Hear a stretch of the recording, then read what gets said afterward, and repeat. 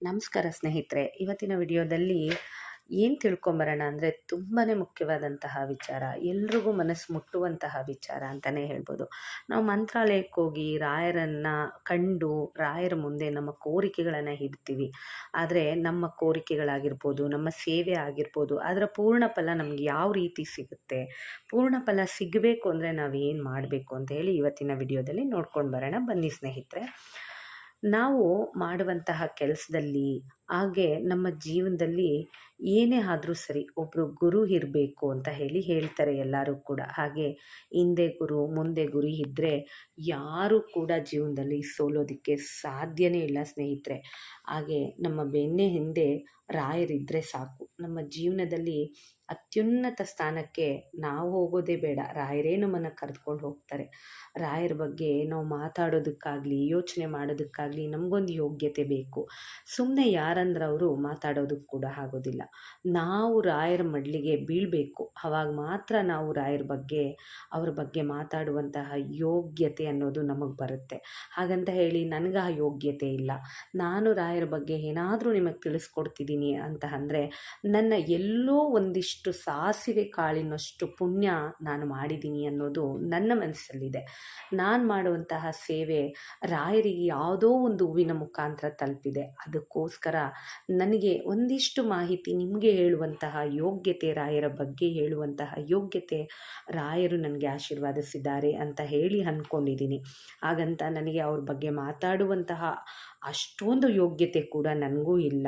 ಅವ್ರ ಬಗ್ಗೆ ಏನಾದರೂ ಮಾತಾಡ್ತೀವಿ ಅಂದರೆ ಊಹೆ ಮಾಡೋದಕ್ಕೆ ಕೂಡ ಸಾಧ್ಯ ಇಲ್ಲ. ಏಕೆಂದರೆ ರಾಯರು ಕರುಣಾಳು ಗುಣವುಳ್ಳಂತಹವರು, ಪ್ರತಿಯೊಬ್ಬರಿಗೂ ಕೂಡ ದಾರಿ ತೋರಿಸಿ ಎಲ್ಲ ಕಷ್ಟಗಳನ್ನು ನಿವಾರಿಸುವಂತಹ ಭವರೋಗ ತಜ್ಞರು ನಮ್ಮ ಗುರುಗಳು. ಎಲ್ಲರನ್ನ ಕೈ ಹಿಡಿದು ನಡೆಸ್ತಾರೆ. ಕೇಳಿದ್ದನ್ನು ನೀಡುವಂತಹ ಕಾಮಧೇನು ಕಲ್ಪವೃಕ್ಷರು ನಮ್ಮ ರಾಯರು ಅಂತಲೇ ಹೇಳ್ಬೋದು. ಯಾರಾದರೂ ಸಂಕಷ್ಟದಲ್ಲಿದ್ದಾರೆ ಒಬ್ಬ ವ್ಯಕ್ತಿ ಅಂತ ಹೇಳಿದ್ರೆ ರಾಯರು ಎಷ್ಟರ ಮಟ್ಟಕ್ಕೆ ಕಾಪಾಡ್ತಾರೆ ಅವರನ್ನು ಅಂತ ಹೇಳಿದ್ರೆ ಅವರಿಗೆ ಮೊದಲೇ ಗೊತ್ತಿರುತ್ತೆ ಇಂಥ ವ್ಯಕ್ತಿ ಇಂಥ ಕಷ್ಟದಲ್ಲಿದ್ದಾನೆ ಅಂತ ಹೇಳಿ. ಅವ್ರಿಗೆ ಅಷ್ಟು ಜ್ಞಾನ ಇದೆ, ಅಪರೋಕ್ಷ ಜ್ಞಾನಿಗಳು ಅಂತಲೇ ಹೇಳ್ಬೋದು ನಮ್ಮ ರಾಯರನ್ನು. ಎಷ್ಟೋ ಜನರನ್ನು ಕಷ್ಟದಿಂದ ದಡ ಸೇರಿಸಿರ್ತಾರೆ. ಹಾಗೆ ಅವರು ಕಾಪಾಡದೇ ಇರುವಂತಹ ಮನುಕುಲದಲ್ಲಿ ಇರುವಂತಹ ಒಬ್ಬ ಮನುಷ್ಯನೂ ಇಲ್ಲ ಅಂತಲೇ ಹೇಳ್ಬೋದು. ಅಂಥ ಕ್ಷಮಾ ಸಮುದ್ರರು ನಮ್ಮ ರಾಯರು ಅಂತಲೇ ಹೇಳ್ಬೋದು.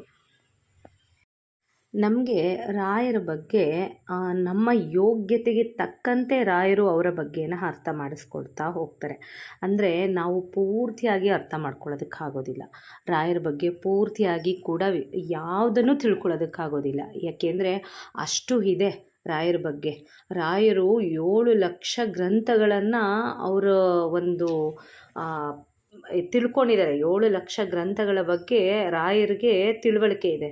ಅಂತಹದ್ರಲ್ಲಿ ನಾವು ರಾಯರ ಬಗ್ಗೆ ತಿಳ್ಕೊಳ್ತೀವಿ, ರಾಯರ ಬಗ್ಗೆ ನಾವು ಒಂದು ಎಷ್ಟು ತಿಳ್ಕೊಳ್ತೀವಿ ಅನ್ನೋದು ಹೇಳೋಕ್ಕೆ ಆಗೋದಿಲ್ಲ. ಅವ್ರ ಬಗ್ಗೆ ಅಷ್ಟಿದೆ, ಸಮುದ್ರದಷ್ಟು ಆಳ, ಸಮುದ್ರಕ್ಕಿನ್ನೂ ಮೀರಿರುವಂತಹ ಒಂದು ಆಳ ರಾಯರ ಬಗ್ಗೆ ಇದೆ. ಅದನ್ನೆಲ್ಲವನ್ನು ಕೂಡ ನಾವು ತಿಳ್ಕೊಳ್ಳೋದಕ್ಕಾಗೋದಿಲ್ಲ. ಹಾಗೆ ರಾಯರ ಬಗ್ಗೆ ನಾವು ತಿಳ್ಕೊಳ್ತಾ ಹೋಗಬೇಕು ಅಂದರೆ ರಾಯರ ಬಗ್ಗೆ ಸ್ತುತಿಯನ್ನು ಮಾಡಬೇಕು, ರಾಯರ ಬಗ್ಗೆ ಯೋಚನೆಯನ್ನು ಮಾಡಬೇಕು, ರಾಯರ ಬಗ್ಗೆ ನಂಬಿಕೆಯನ್ನು ಇಡಬೇಕು. ಇದೆಲ್ಲದರಿಂದ ರಾಯರು ನಮ್ಮ ಯೋಗ್ಯತೆಗೆ ತಕ್ಕಂತೆ ಅವ್ರ ಬಗ್ಗೆ ಅರ್ಥ ಮಾಡಿಸ್ಕೊಡ್ತಾ ಹೋಗ್ತಾರೆ. ಮಧ್ವ ಪರಂಪರೆಯ ಪ್ರಕಾರದಲ್ಲಿ ಗುರು ಸಾರ್ವಭೌಮರೇ ನಮ್ಮ ರಾಯರು ಅಂತಲೇ ಹೇಳ್ಬೋದು. ಇವ್ರ ಬಳಿ ನಾವೇನಾದರೂ ಕಷ್ಟ ಅಂತ ಹೋದರೆ ನಮ್ಮ ಕಷ್ಟಕ್ಕೆ ಹಿಂದೆಯೇ ಒಂದು ಫಲವನ್ನು ಕೊಡ್ತಾರೆ. ಯಾಕೆಂದರೆ ಗುರು ರಾಯರು ವಾಯುದೇವರನ್ನು ತಮ್ಮೊಳಗೆ ಆಹ್ವಾನವನ್ನು ಮಾಡಿದ್ದಾರೆ. ಆದ್ದರಿಂದ ನಮ್ಮ ರಾಯರು ಯಾರಾದರೂ ಸರಿ ಹೋಗಿ ಕಷ್ಟ ಅಂತ ಹೇಳಿದ ಕೂಡಲೇ ಕಷ್ಟ ಅಂತ ಹೋದವ್ರಿಗೆ ಅನುಗ್ರಹಿಸ್ತಾರೆ. ಏಕೆಂದರೆ ತಮ್ಮೊಳಗೆ ವಾಯುದೇವರನ್ನು ಅವರು ಆಹ್ವಾನೆಯನ್ನು ಮಾಡಿಕೊಂಡಿದ್ದಾರೆ. ಅವರು ದೇವರನ್ನು ಕಷ್ಟ ಅಂತ ಹೋಗಿದ್ದ ಮನುಷ್ಯನನ್ನು ದೇವರ ಬಳಿ ಕರ್ಕೊಂಡು ಹೋಗ್ತಾರೆ. ನಮಗೆ ದೇವರಿಗೆ ಮಧ್ಯದಲ್ಲಿ ಇರುವಂತಹವರೇ ರಾಯರು, ನಮ್ಮಗಳ ಮಧ್ಯದಲ್ಲಿ ಕೊಂಡಿಯಾಗಿ ಇರುವಂತಹವರು ರಾಯರು ಅಂತಲೇ ಹೇಳಬಹುದು, ದೇವರಿಗೂ ನಮಗೂ ಕೂಡ. ಇನ್ನು ನಾವು ರಾಯರನ್ನು ಯಾವುದೇ ಕಾರಣಕ್ಕೂ ಕೂಡ ರಾಯರ ಎಷ್ಟು ಪುಣ್ಯವಂತರು ಅಂದರೆ ರಾಯರು ಅಂತ ಅಲ್ದೇನೆ ಹೆಸರಿಡ್ದು ಕರೆಯೋದಿಲ್ಲ. ಯಾಕೆಂದರೆ ಅವ್ರ ಮೇಲೆ ಅಷ್ಟು ಪ್ರೀತಿ. ಒಂದು ತಂದೆ ತಾಯಿ ಎಷ್ಟು, ಇವಾಗ ನಾವು ತಂದೆನಾಗಲಿ ತಾಯಿನಾಗಲಿ ಯಾವುದೇ ಮಕ್ಕಳಾಗಿರ್ಬೋದು ಹೆಸರಿಡ್ದು ಕರೆಯಲ್ಲ. ನಮ್ಮ ಅಪ್ಪನ ಹೆಸರು ಇದು, ನಮ್ಮ ತಾಯಿ ಹೆಸರು ಇದು ಅಂತ ಕರೆಯಲ್ಲ. ಯಾರೇ ಆಗಲಿ ಅಪ್ಪ ಅಮ್ಮ ಅದಕ್ಕೆ ಆದಂತಹ ಒಂದು ಸ್ಥಾನ ಇದೆ. ಅದೇ ರೀತಿಯಲ್ಲಿ ನಾವು ರಾಯರೇ ಅಂತ ಕರಿತೀವಿ, ಗುರು ಸಾರ್ವಭೌಮರೇ ಅಂತ ಕರಿತೀವಿ, ಪರಿಮಳ ಕರ್ತೃಗಳೇ ಅಂತ ಹೇಳಿ ಕರಿತೀವಿ. ಯಾಕೆ ಆ ರೀತಿ ಕರಿತೀವಿ ಅಂತ ಅಂದರೆ ರಾಯರನ್ನು ರಾಘವೇಂದ್ರ ತೀರ್ಥ ಅಂತ ಹೇಳಿ ಯಾರು ಕೂಡ ಕರೆಯೋದಕ್ಕೆ ಮನಸ್ಸು ಮಾಡೋದಿಲ್ಲ. ಅಷ್ಟು ಪ್ರೀತಿ. ತಾಯಿ ಥರ ತಂದೆ ಥರ ಅಲ್ಲ, ಎರಡೂ ಅವರೇನೆ ನಮಗೆ. ತಾಯಿ ತಂದೆ ಅವರು ಇಲ್ಲದೇನೆ ಏನೂ ಇಲ್ಲ ಈ ಭೂಮಿ ಮೇಲೆ ಅನ್ನೋಷ್ಟು ಅವರನ್ನು ನಾವು ಆವರಿಸ್ಕೊಂಬಿಟ್ಟಿರ್ತೀವಿ. ಅವರು ನಮ್ಮನ್ನು ಆವರಿಸ್ಕೊಂಬಿಟ್ಟಿರ್ತಾರೆ. ಅದಕ್ಕೋಸ್ಕರ ರಾಯರನ್ನು ಯಾರಾದರೂ ಸರಿ ಅವರ ಹೆಸರಿಡ್ದು ಕರೆಯೋದಿಲ್ಲ, ರಾಯರೇ ಅಂತ ಕರೀತಾರೆ. ಯಾರಾದರೂ ನೋಡಿ, ಇವಾಗ ನಾವೇ ಆಗಲಿ ಇವಾಗ ನಾವು ರಾಯರ ಮಠಕ್ಕೆ ಹೋಗ್ತಿದ್ದೀವಿ ಅಂದರೆ ನಾವು ರಾಘವೇಂದ್ರ ಸ್ವಾಮಿಗಳವ್ರ ಮಠಕ್ಕೆ ಹೋಗ್ತೀವಿ ಅಂತ ಹೇಳಲ್ಲ, ರಾಯರ ಮಠಕ್ಕೆ ಹೋಗ್ತೀವಿ, ನಮ್ಮ ರಾಯರ ಮಠಕ್ಕೆ ಹೋಗ್ತೀವಿ ಅಂತ ಹೇಳ್ತೀವಿ. ಯಾಕೆಂದರೆ ರಾಯರು ನಮ್ಮನ್ನು ಅಷ್ಟು ಆವರಿಸ್ಕೊಂಡಿರ್ತಾರೆ, ನಮ್ಮ ಜೀವನನೇ ಅವ್ರು ಆಗೋಗ್ಬಿಟ್ಟಿರ್ತಾರೆ. ಅದಕ್ಕೆ ರಾಯರು ಅಂದರೆ ಅಷ್ಟು ಪ್ರೀತಿ, ಅಷ್ಟು ಇದು ನಮಗೆಲ್ಲನೂ ಅಂತಲೇ ಹೇಳ್ಬೋದು. ಭಕ್ತಿ ಇರ್ಬೋದು, ಆ ಮನಸ್ಸೇ ಬರೋದಿಲ್ಲ ನಮಗೆ. ರಾಯರು ಅಂತಲೇ ಕರಿತೀವಿ ನಾವು. ಏಕೆಂದರೆ ಆ ಒಂದು ರಾಯರು ಅನ್ನೋದ್ರಲ್ಲೇ ಒಂದು ಶಕ್ತಿ ಇದೆ. ಆ ಶಕ್ತಿನೇ ನಮಗೆ ರಾಯರು ಅನ್ನೋ ಅಂತಹ ಒಂದು ಆ ಉಚ್ಚಾರಣೆ, ಆ ಪದ ಇದೆಯಲ್ಲ, ಅದೇ ಒಂದು ದೊಡ್ಡ ಶಕ್ತಿ. ಅದು ನಮ್ಮಲ್ಲಿ ಒಂದು ಬೆರ್ತು ಹೋಗ್ಬಿಟ್ಟಿರುತ್ತೆ ರಾಯರು ಅನ್ನೋದು. ಅವರು ಸಾಮಾನ್ಯರಲ್ಲ, ಅವರು ಪ್ರಾಕೃತ ವ್ಯಕ್ತಿಯಂತೂ ಅಲ್ಲ ಅಂತಲೇ ಹೇಳ್ಬೋದು. ಅಪ್ರಾಕೃತರು ನಮ್ಮ ರಾಯರು. ರಾಯರ ಹತ್ರ ನಾವು ಎಷ್ಟೆಲ್ಲ ಪ್ರಾರ್ಥನೆ ಮಾಡ್ತೀವಿ, ಎಲ್ಲವನ್ನ ಕೊಡ್ತಾರೆ ನಮ್ಮ ರಾಯರು. ಏಕೆಂದರೆ ನಾವು ಅವ್ರನ್ನ ಯಾವತ್ತಿಗೂ ಕೂಡ ಹೆಸರಿಡ್ದು ಕರೆಯೋದಿಲ್ಲ. ರಾಯರೇ, ನಮ್ಮ ರಾಯರು ಅಂತ ಕರಿತೀವಲ್ಲ, ಅದಕ್ಕೆ ನಾವು ಎಷ್ಟನ್ನು ಕೇಳ್ತೀವಿ, ಏನೆಲ್ಲ ಕೇಳ್ತೀವಿ ಅದನ್ನೆಲ್ಲವನ್ನು ಕೂಡ ರಾಯರು ಕೊಡ್ತಾರೆ. ನಾವು ರಾಯರ ಬಗ್ಗೆ ಬರೀ ಪ್ರಾರ್ಥನೆಯನ್ನು ಮಾಡಿಕೊಂಡ್ರೆ ಸಾಕು, ನಾವು ಕೇಳೋದೇ ಬೇಡ. ರಾಯರು ಏನು ಕೇಳ್ತೀವಿ ಅದನ್ನೆಲ್ಲವನ್ನು ಕೂಡ ನಮಗೆ ಕೊಡ್ತಾರೆ. ನಮ್ಮದವ್ರನ್ನ ಯಾವತ್ತಿಗೂ ಕೂಡ ಕೈ ಬಿಡೋದಿಲ್ಲ. ರಾಯರು ನಮ್ಮದವರು ಯಾವತ್ತಿಗೂ ಕೂಡ ತಪ್ಪನ್ನು ಕೂಡ ಮಾಡೋದಿಲ್ಲ. ಏನಾದರೂ ಇವಾಗ ನಾವು ರಾಯರನ್ನು ನಂಬಿದ್ದೀವಿ ಅಂದರೆ, ರಾಯರನ್ನು ನಾವು ಎಷ್ಟು ನಂಬಿರ್ತೀವಿ ಅಂತಂದರೆ, ನಾವೇನಾದರೂ ತಪ್ಪು ಮಾಡುವಾಗ ಯಾರೋ ಒಬ್ಬರು ಇದ್ದಾರೆ ನಮ್ಮ ಹಿಂದೆಗಡೆ ನೋಡ್ತಿದ್ದಾರೆ, ನಾನು ಈ ತಪ್ಪು ಮಾಡ್ತಿದ್ದೀನಿ, ನನ್ನನ್ನು ಅವ್ರು ನೋಡ್ತಿದ್ದಾರೆ, ನನಗೆ ಅನ್ನೋ ಒಂದು ಭಯ ಇರುತ್ತೆ. ಯಾಕೆಂದರೆ ನಮ್ಮ ಹಿಂದೆ ರಾಯರಿದ್ದಾರೆ ಅನ್ನೋ ಒಂದೇ ಒಂದು ಇದು ಎಷ್ಟು ನಂಬಿಟ್ಟಿರ್ತೀವಿ ಅಂದರೆ, ಕಷ್ಟ ಬರಲಿ ನಮ್ಮ ಹಿಂದೆ ರಾಯರಿದ್ದಾರೆ, ಏನೇ ಒಂದು ಒಳ್ಳೆಯದಾಗಿರಲಿ ನಮ್ಮ ಜೊತೆ ರಾಯರಿದ್ದಾರೆ, ನನ್ನನ್ನು ಕೈ ಹಿಡಿದು ನಡೆಸಿದ್ದಾರೆ. ಹಾಗೆ ಇದು ಎರಡನ್ನು ಹೇಗೆ ಚಿಂತನೆ ಮಾಡ್ತೀವೋ ನಾವು, ಅದೇ ರೀತಿಯಲ್ಲೇ ನಾವು ಏನೋ ಒಂದು ತಪ್ಪನ್ನು ಮಾಡ್ತಿದ್ದೀವಿ ಅಂತ ಅಂದಾಗ, ನನ್ನ ಹಿಂದೆ ರಾಯರು ನೋಡ್ತಿದ್ದಾರಪ್ಪ, ನಾನು ಈ ತಪ್ಪನ್ನು ಮಾಡಬಾರ್ದು ಅನ್ನೋವಂತಹ ಒಂದು ಭಾವನೆ ನಮ್ಮ ಮನಸ್ಸಿನಲ್ಲಿ ಬಂದುಬಿಟ್ಟಿರುತ್ತೆ. ಅದರಿಂದ ಯಾರೇ ಆಗಲಿ ರಾಯರನ್ನು ನಂಬಿರುವಂಥವ್ರು ತಪ್ಪನ್ನು ಮಾಡೋದಿಲ್ಲ. ಹಾಗೆ ನಾವು ಏನೆಲ್ಲ ವರಗಳನ್ನು ಕೇಳ್ತೀವಿ, ಪ್ರಾರ್ಥನೆಯನ್ನು ಮಾಡ್ಕೊಂಡಿರ್ತೀವಿ, ಏನೆಲ್ಲ ಬೇಕು ಅಂತ ಕೇಳ್ತೀವಿ, ಅದೆಲ್ಲವನ್ನು ಕೂಡ ರಾಯರು ಕೊಡ್ತಾರೆ. ಏಕೆಂದರೆ ನಾವು ರಾಯರಲ್ಲಿ ಕೇಳಿದಾಗ ರಾಯರು ನಮ್ಮ ಬಗ್ಗೆ, ನಾವು ಹೋಗ್ಬಿಟ್ಟು ಇವಾಗ ಯಾವುದಾದ್ರೂ ದೇವ್ರುಗಳ ಹತ್ರ ನಮಗೆ ಇಂಥದ್ದು ಬೇಕು ಅಂತ ಕೇಳಿದಾಗ ದೇವರು ಕೊಡೋದಕ್ಕೆ ಸ್ವಲ್ಪ ತಡ ಆಗ್ಬೋದು. ಏಕೆಂದರೆ ದೇವರನ್ನು ನಾವು ನೇರವಾಗಿ ಮುಟ್ಟೋಕ್ಕಾಗೋದಿಲ್ಲ, ದೇವರನ್ನು ನಾವು ನೇರವಾಗಿ ಕೇಳೋಕ್ಕಾಗೋದಿಲ್ಲ. ಯಾಕೆ ಅಂದರೆ ಅದಕ್ಕೂ ಕೆಲವೊಂದು ನಿಯಮಗಳು ಅಂತ ಇರುತ್ತೆ. ಕರ್ಮದಲ್ಲಿ ಶುದ್ಧಿ ಇರಬೇಕು, ಆಚರಣೆ ಶುದ್ಧವಾಗಿರಬೇಕು, ಹುಟ್ಟಿನಲ್ಲಿ ಕೂಡ ನಾವು ಶುದ್ಧವಾಗಿರಬೇಕು, ಪೂರ್ವಾರ್ಜಿತ ಕರ್ಮಗಳಲ್ಲಿ ಕೂಡ ನಾವು ಶುದ್ಧವಾಗಿರಬೇಕು. ಈ ಎಲ್ಲ ಶುದ್ಧಿಯನ್ನು ನಾವು ಕಾಪಾಡಿಕೊಂಡಿದ್ದು ನಾವು ದೇವರ ಒಂದು ಬಳಿ ಹೋಗಿ ನಾವೇನಾದರೂ ಕೇಳಿದ್ರೂ ಕೂಡ ತಡ ಮಾಡಬಹುದು. ಇಷ್ಟೆಲ್ಲ ಇದ್ದರೂ ನಾವು ದೇವ್ರ ಬಳಿ ಏನಾದರೂ ಕೇಳ್ತಿದ್ದೀವಿ ಅಂದರೂ ತಡ ಆಗುತ್ತೆ ದೇವರು ನಮಗೆ ಅದನ್ನು ಕೊಡೋದಕ್ಕೆ. ಆದರೆ ನಮ್ಮ ರಾಯರ ಹಾಗಲ್ಲ. ನಮ್ಮ ರಾಯರು ಯಾವ ರೀತಿ ಅಂದರೆ, ದೇವ್ರ ಬಳಿ ಭಕ್ತರಿಗೋಸ್ಕರ ಕೇಳ್ಕೊಳ್ತಾರೆ. ನಾನೇನೋ ಒಂದು ರಾಯರನ್ನು ಇವತ್ತು ಕೇಳ್ಬಿಟ್ಟಿದ್ದೀನಿ ಅಂದರೆ, ಅದು ರಾಯರು ಆಗಲೇ ದೇವ್ರ ಬಳಿ ಹೋಗಿ ಕೇಳ್ತಿರ್ತಾರೆ. ನನ್ನ ಪುಣ್ಯದಲ್ಲಿ, ನನ್ನ ಪುಣ್ಯ ಸಂಚಯನದಲ್ಲಿ ಅವನಿಗೂ ಒಂದು ಪಾಲಿದೆ, ನಾನು ಕೊಡ್ತೀನಿ ಆ ಪಾಲನ್ನು, ಅವನೇನು ಕೇಳ್ತಿದ್ದಾನೋ ಅದನ್ನು ಕೊಟ್ಟುಬಿಡಿ ಅಂತ ಹೇಳಿ ರಾಮದೇವರ ಹತ್ರ ಹೋಗಿ ರಾಯರು ಕೇಳ್ತಾರಂತೆ. ಯಾಕೆಂದರೆ ಅವರು ಮಾಡಿರೋ ಪುಣ್ಯ ನಮ್ಮಂತಹ ಮಾನವರಿಗೋಸ್ಕರನೇ ಮುಡುಪಾಗಿ ಇಟ್ಟಿದ್ದಾರಂತೆ ರಾಯರು. ದೇವ್ರ ಬಳಿ ಯಾವ ರೀತಿ ಹೋಗಿ ಕೇಳ್ತಾರೆ ಗೊತ್ತಾ ರಾಯರು? ಅದಕ್ಕೆ ಒಂದು ಉದಾಹರಣೆ ಅಂದರೆ, ಈಗ ಯಾವುದೋ ಒಂದು ಜನ್ಮದ ಕರ್ಮ, ನಮಗೆ ಈ ಜನ್ಮದಲ್ಲಿ ನಮಗೆ ಮಕ್ಕಳಿರೋದಿಲ್ಲ, ಆ ಮಕ್ಕಳು ಫಲನೇ ಇಲ್ಲದೆ ಯಾರೋ ಒಬ್ಬರು ಹೋಗಿ ರಾಯರ ಹತ್ರ ಮಕ್ಕಳಿಲ್ಲದೆ ಇರೋನು, ನನಗೆ ರಾಯರೇ ಮಕ್ಕಳಾಗಿಲ್ಲಪ್ಪ, ನನಗೆ ಈ ಜನ್ಮದಲ್ಲಿ ಮಕ್ಕಳಿಲ್ಲದೆ ಅನುಭವಿಸ್ತಾ ಇದ್ದೀನಿ, ನನಗೆ ಮಕ್ಕಳು ಭಾಗ್ಯ ಕೊಡಿ ತಂದೆ, ಕಲ್ಪಿಸ್ಕೊಡಿ ಅಂತ ರಾಯರ ಮುಂದೆ ಹೋಗಿ ನಿಂತ್ಕೊಂಡಾಗ ರಾಯರು ಹಿಂದೆ ಮುಂದೆ ಯೋಚನೆ ಮಾಡೋದಿಲ್ಲ. ದೇವರ ಬಳಿ ಹೋಗ್ಬಿಟ್ಟು ಅವನ ಜನ್ಮದಲ್ಲಿ, ಮುಂದಿನ ಜನ್ಮದಲ್ಲಿ ಒಂದಿಷ್ಟು ಮಕ್ಕಳ ಫಲ ಅನ್ನೋದಿದೆ, 5, 6 ಈ ಥರ ಎಷ್ಟೋ ಒಂದು ಮಕ್ಕಳ ಫಲ ಇದೆ. ಆ ಮುಂದಿನ ಜನ್ಮದಲ್ಲಿ ಇರುವಂತಹ ಮಕ್ಕಳ ಫಲದಲ್ಲಿ 1-2 ಮಕ್ಕಳನ್ನು ಈ ಜನ್ಮದಲ್ಲಿ ಕೊಡು. ಅವನು ಈ ಜನ್ಮದಲ್ಲಿ ಏನು ಅವನು ಪಾಪಗಳನ್ನು ಮಾಡಿದನೋ ಅದು ಮುಗ್ದಿದೆ, ನನ್ನ ಬಳಿ ಬಂದಿದ್ದಾನೆ, ಈ ಜನ್ಮದಲ್ಲಿ ಅವನಿಗೆ ಮಕ್ಕಳ ಫಲ ಬೇಕು ತಂದೆ, ಅದಕ್ಕೆ 2 ಮಕ್ಕಳನ್ನಾದರೂ ಕರುಣಿಸು, ನನ್ನ ಪಾಪ ಅವನು ಅಂತ ಹೇಳಿ ದೇವರ ಬಳಿ ಹೋಗಿ ರಾಯರು ಕೇಳ್ಕೊಳ್ತಾರೆ ನಮ್ಮ ಕಡೆಯಿಂದ. ಆ ರೀತಿ ನಮ್ಮ ರಾಯರು ಎಲ್ಲವನ್ನ ಕೊಡ್ತಾರೆ, ನಾವು ಕೇಳಿದ್ದನ್ನೆಲ್ಲವನ್ನು. ಅಷ್ಟು ದಯಾಮಯಿಗಳು ನಮ್ಮ ರಾಯರು, ಏನೆಲ್ಲ ಕೊಡ್ತಾರೆ ನಮ್ಮ ರಾಯರು. ಅಲ್ಲಿಗೆ ಅರ್ಥ ಮಾಡ್ಕೊಳ್ಳಿ, ನಾವು ರಾಯರ ಬಳಿ ಏನನ್ನು ಕೇಳೋದು ಬೇಡ, ನಾವು ಕೇಳ್ದೇ ನಮ್ಮ ಮನಸ್ಸಿನಲ್ಲಿರುವಂತಹ ಆಸೆಗಳು ಎಲ್ಲವನ್ನ ಕೂಡ ರಾಯರಿಗೆ ಗೊತ್ತಿರುತ್ತೆ. ಹಾಗೆ ನಾವು ರಾಯರನ್ನು ನಾವೇ ನೋಡೋಕ್ಕೆ ಹೋಗೋಕ್ಕಾಗೋದಿಲ್ಲ, ರಾಯರೇ ನಮ್ಮನ್ನು ಸ್ವತಃ ಕರೆಸ್ಕೊಳ್ತಾರೆ. ನಾವು ಹೋಗ್ತೀವಿ ಅಂದ ಕೂಡಲೇ ರಾಯರು ಬನ್ನಿ ಅಂತ ಕರೆಯೋದಿಲ್ಲ, ನಮಗೆ ನಮ್ಮ ಒಂದು ಸರದಿ ಬಂದಾಗ ರಾಯರೇ ನಮ್ಮನ್ನು ಕರೆಸ್ಕೊಳ್ತಾರೆ ಮಂತ್ರಾಲಯಕ್ಕೆ.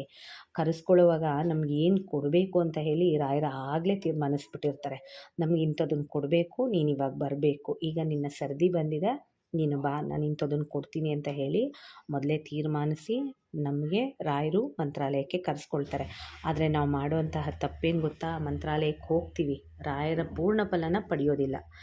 ಕೆಲವೊಬ್ಬರು ತಿಳಿದಿರೋ ಅಂಥವ್ರು ಮಾಡ್ತಾರೆ. ಏನು ಪೂರ್ಣ ಫಲ ಅಂದರೆ ಯಾವ ರೀತಿ? ಬೃಂದಾವನದ ಮುಂದೆ ಹೋಗ್ತೀವಿ, ನಿಂತ್ಕೊಳ್ತೀವಿ, ಏನು ಬೇಕೋ ಅದನ್ನೆಲ್ಲವನ್ನು ಬೇಡ್ಕೊಳ್ತೀವಿ.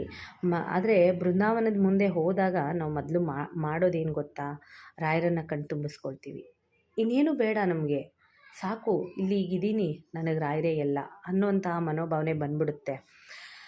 ಆಗ ನಾವೇನು ಕೇಳಬೇಕು ಅಂದ್ಕೊಂಡಿರ್ತೀವೋ ಅದು ಯಾವುದನ್ನು ಕೇಳೋದಿಲ್ಲ. ಯಾಕೆಂದರೆ ಅಲ್ಲಿ ಆಲ್ರೆಡಿ ರಾಯರಿಗೆ ಗೊತ್ತಾಗ್ಬಿಟ್ಟಿರುತ್ತೆ, ನನ್ನ ಹತ್ರ ನೀನು ಇದೇ ವಿಚಾರವಾಗಿ ಬಂದಿದ್ಯಾ, ಇನ್ಯಾಕೆ ಮತ್ತೆ ನನ್ನ ಮುಂದೆ ಹೇಳ್ತೀಯಾ, ನೀನು ನನ್ನನ್ನು ಮಾತ್ರನೇ ಇಲ್ಲಿ ನೋಡು, ನನ್ನಲ್ಲಿರುವಂತಹ ರಾಮನನ್ನು ನೋಡು, ನನ್ನಲ್ಲಿರುವಂತಹ ವಾಯುದೇವರನ್ನು ನೋಡು, ನನ್ನಲ್ಲಿರುವಂತಹ ನರಸಿಂಹನ ನೋಡು, ಇವರೆಲ್ಲರ ಆಶೀರ್ವಾದ ನಿನಗೆ ಸಿಗುತ್ತೆ, ನೀನು ಹೋಗು ಅಂತ ಹೇಳಿ ನಮಗೆ ರಾಯರು ಕಳಿಸ್ತಾರೆ. ಆದರೆ ನಾವೇನು ಮಾಡ್ತೀವಿ, ಅಲ್ಲಿಂದ ಆಚೆ ಬಂದು ನಾವು ರಾಯರ ಪೂರ್ಣ ಫಲವನ್ನು ಪಡೆಯೋದಿಲ್ಲ.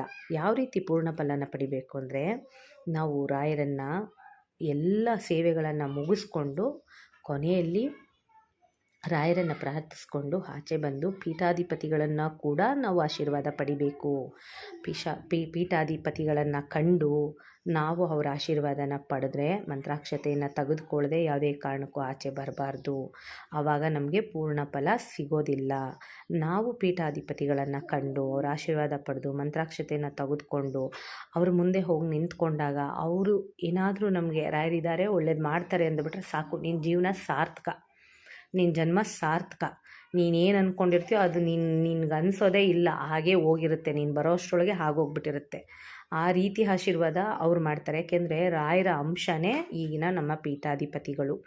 ಆ ಪೀಠದಲ್ಲಿ ಯಾರೇ ಕೂರಲಿ ರಾಯರ ಅಂಶ ಇರುತ್ತೆ. ನಾವು ರಾಯರ ಪೀಠನ ಅದ್ರ ಮೇಲೆ ಕೂತಿರೋರನ್ನ ರಾಯರ ಥರನೇ ನಾವು ಸೇವನೆ ಮಾಡಬೇಕು, ರಾಯರೇ ಅಂತ ಅಂದ್ಕೊಳ್ಬೇಕು. ಹಾಗೆ ನಮಗೂ ರಾಯರ ಮಧ್ಯೆ ಕೊಂಡಿ ಆಗಿರೋದೇ ಸುಬುಧೇಂದ್ರ ತೀರ್ಥ ಪಾದಂಗಳವರು. ಅಂದರೆ ದೇವರಿಗೂ ಮನುಷ್ಯನಿಗೂ ಮಧ್ಯೆ ಯಾವ ರೀತಿ ರಾಯರು ಕೊಂಡಿಯಾಗಿದ್ದಾರೋ ಅದೇ ರೀತಿ ರಾಯರಿಗೂ ನಮಗೂ ಕೊಂಡಿಯಾಗಿರುವುದು ಸುಬುಧೇಂದ್ರ ತೀರ್ಥ ಅವರೇನೇನೆ. ನಮ್ಮೆಲ್ರಿಗೂ ಕೂಡ ರಾಯರನ್ನು ನಾವು ಯಾವ ರೀತಿ ಪೂಜಿಸ್ತೀವಿ, ಯಾವ ರೀತಿ ಆರಾಧಿಸ್ತೀವೋ ಅದೇ ರೀತಿ ಪೀಠಾಧಿಪತಿಗಳನ್ನು ಕೂಡ ನಾವು ನೋಡಬೇಕು. ಅವರ ಅಂಶ ಆಗಿರೋದ್ರಿಂದ, ಅಂದರೆ ರಾಯರ ಅಂಶ ಆಗಿರೋದ್ರಿಂದ ಅವರ ಆಶೀರ್ವಾದವನ್ನು ನಾವು ಪಡೀದೇನೆ ಮಂತ್ರಾಲಯದಿಂದ ಆಚೆ ಬರಬಾರ್ದು.